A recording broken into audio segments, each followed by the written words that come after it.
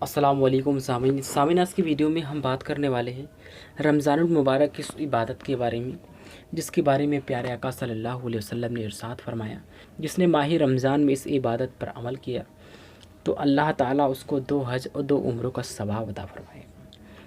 اور ایک حدیث میں ہمارے نبی صلی اللہ علیہ وسلم نے یہ بھی ارشاد فرمایا، جس نے ماہ رمضان میں اللہ تعالیٰ کی رضا اور خوشنودی کے لیے صرف ایک دن اس عبادت پر عمل کیا تو اللہ تعالیٰ اس کے اور جہنم کے درمیان 3 ایسی خندقیں حائل کر دے گا جن کی آپس کی مسافت مشرق سے لے کر مغرب سے بھی زیادہ ہوگی۔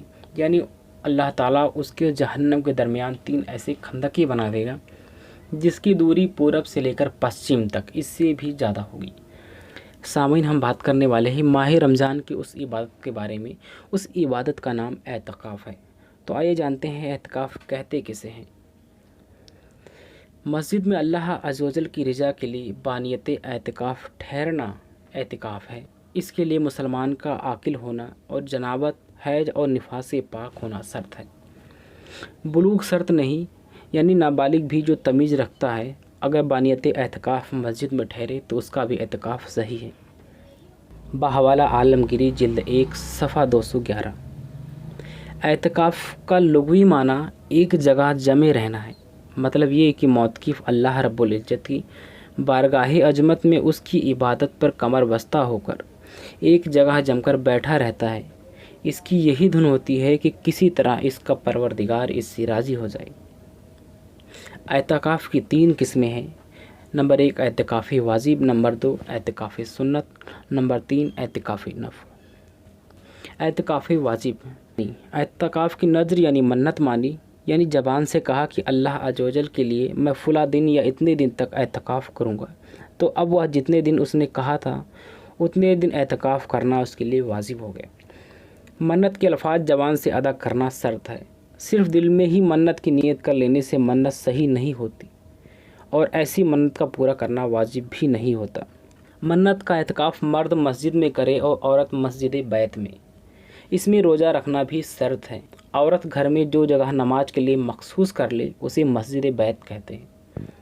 نمبر 2 اعتکاف سنت، رمضان المبارک کے آخری عشرے کا اعتکاف سنت موقدہ علی الکفایہ ہے۔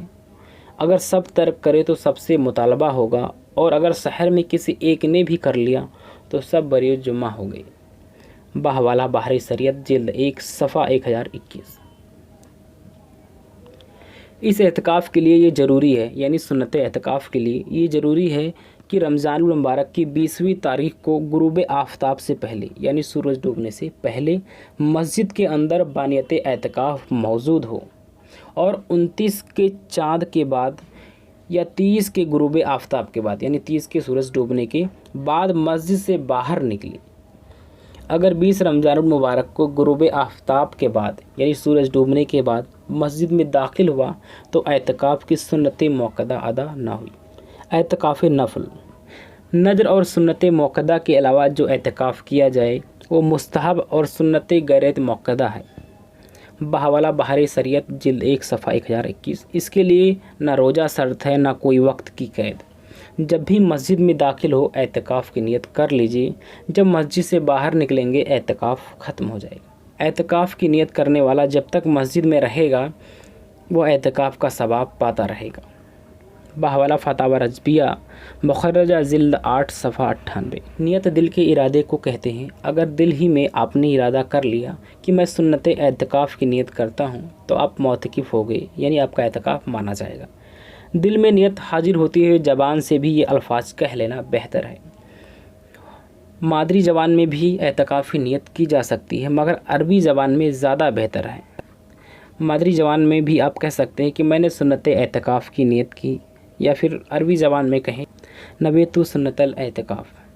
اب آئیے جانتے ہیں کہ اعتکاف کا مقصد، اعتکاف کیوں کیا جاتا ہے، صرف اسی ثواب کے لیے یا کسی اور چیز کے لیے۔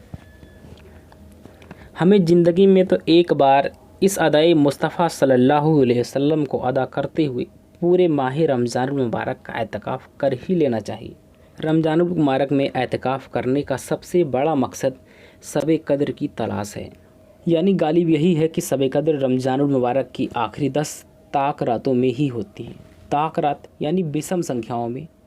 इस हदीस मुबारक से ये भी मालूम हुआ कि उस बार शब कद्र 21वीं सब थी, मगर ये फरमाना कि आखिरी असरे की ताक रातों में इसको तलाश करो, इस बात को जाहिर करता है कि शब कद्र बदलती रहती है, यानी कभी 21वीं, कभी 23वीं, कभी 25वीं, कभी 27वीं, 29वीं सब। मुसलमान को शब कद्र की सआदत हासिल करने के लिए आखिरी असरे के एतकाफ़ की तरगीब दिलाई गई है, क्योंकि मोतकिफ़ 10 दिन मस्जिद में ही गुजारता है और इन 10 दिनों में कोई सी एक रात शब कद्र होती है और यूँ वो शब कद्र मस्जिद में गुजारने में कामयाब हो जाता है।